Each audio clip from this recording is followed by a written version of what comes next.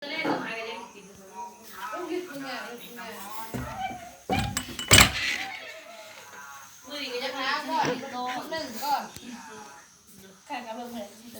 ็ดช่างนะ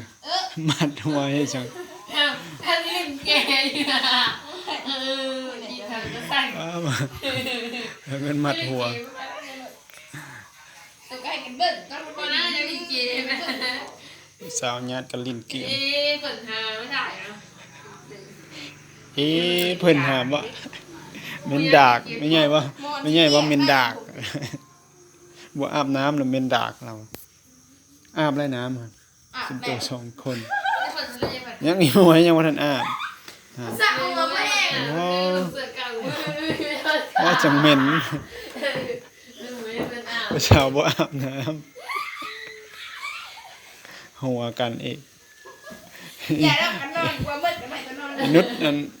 ดมมืดคืน